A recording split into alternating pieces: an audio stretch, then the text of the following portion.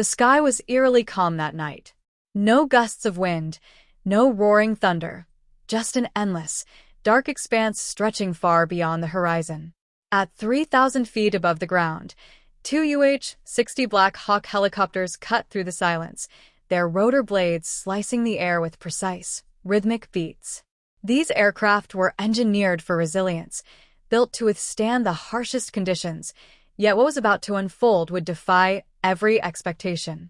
Inside the lead helicopter, Captain Jim Reynolds tightened his grip on the cyclic control.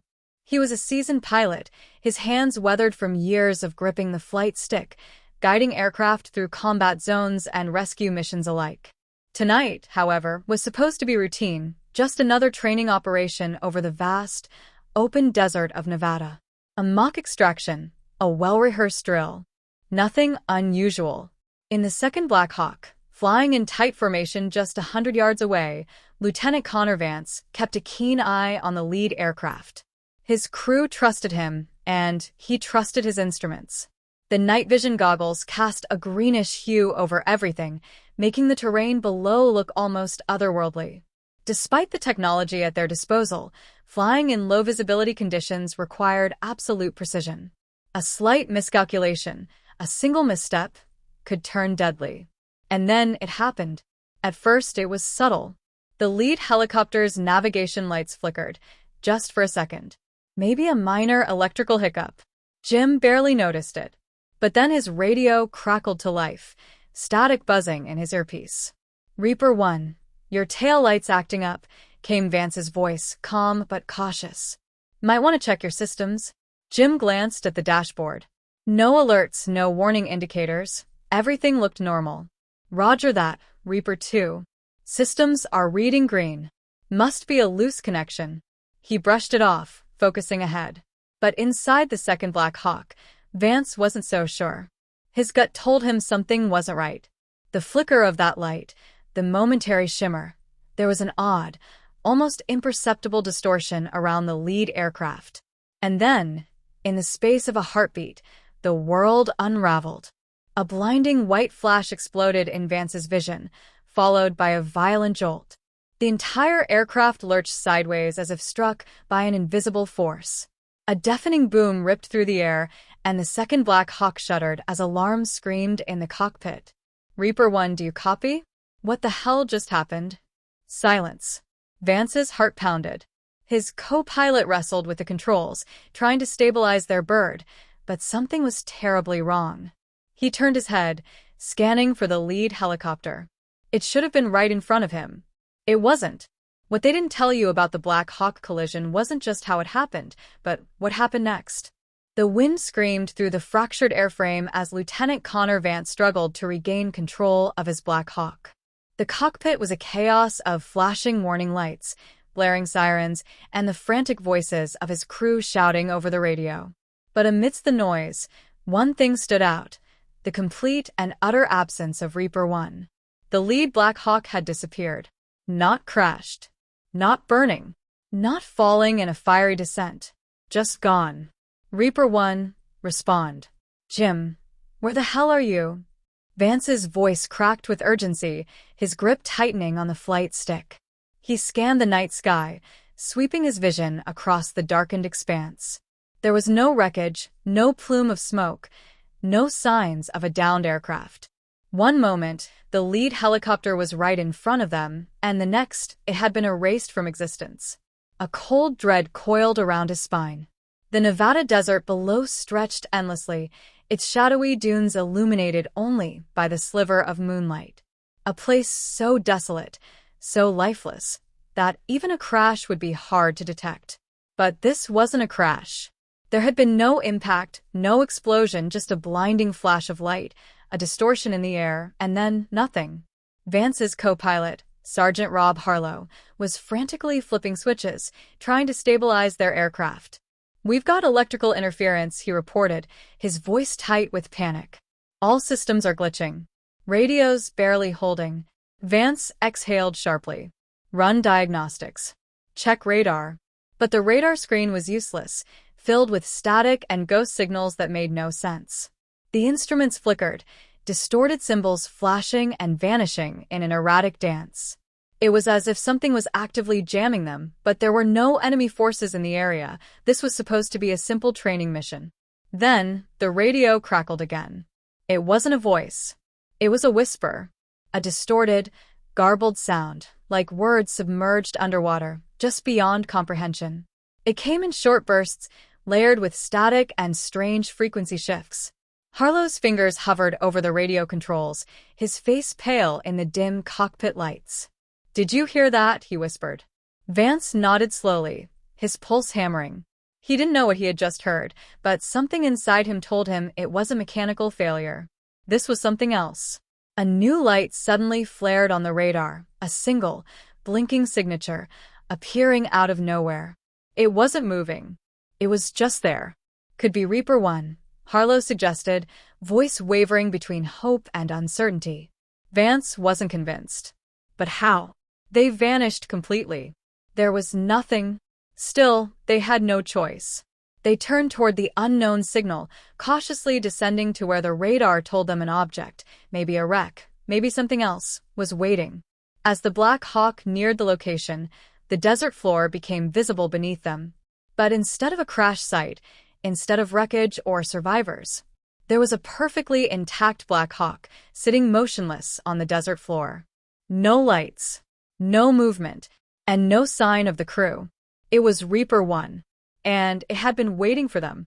The rotor wash kicked up a storm of dust as Vance carefully lowered his Black Hawk toward the ground.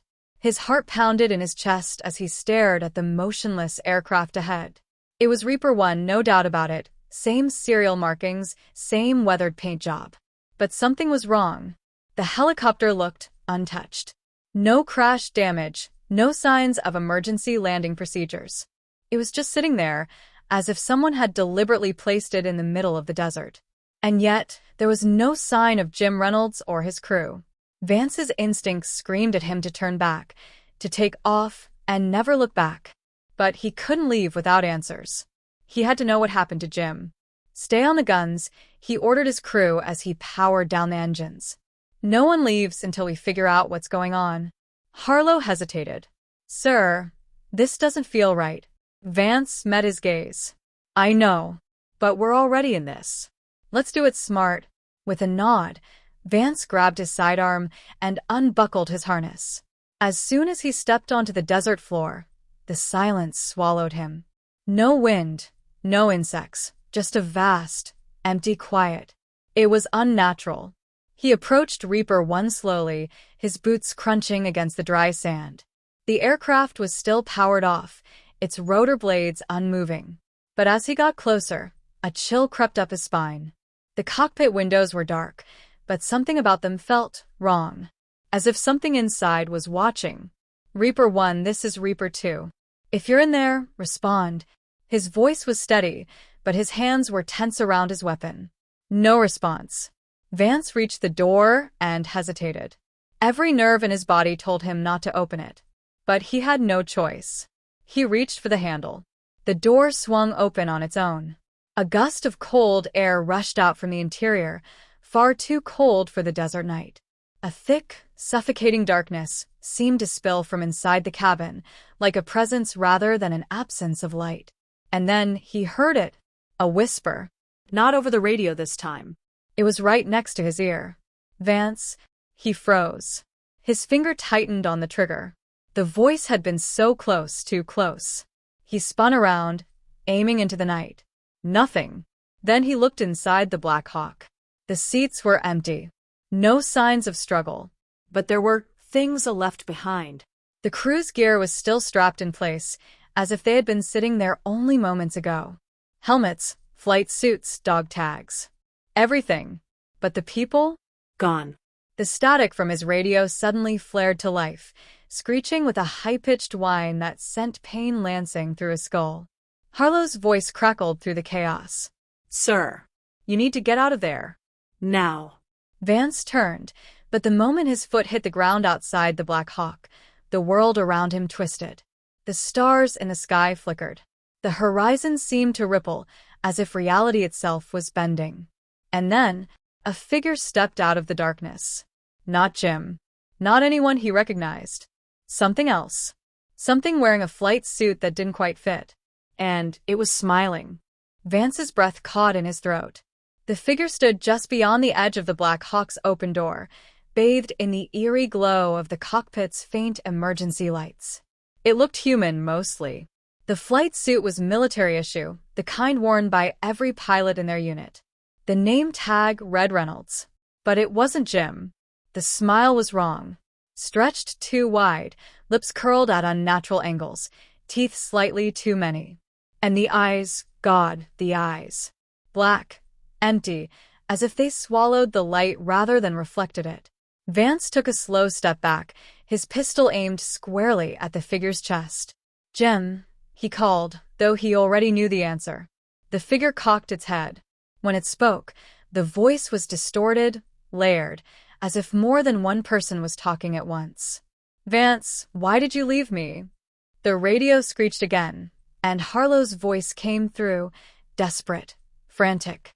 "Sir, something's happening to the Black Hawk. We need to go." Vance's mind screamed at him to move, but his body felt rooted in place. He could feel it now, something pulling at him, an invisible force stretching at the air itself. The ground beneath his feet felt unsteady, as if he was standing on the edge of a deep, endless void.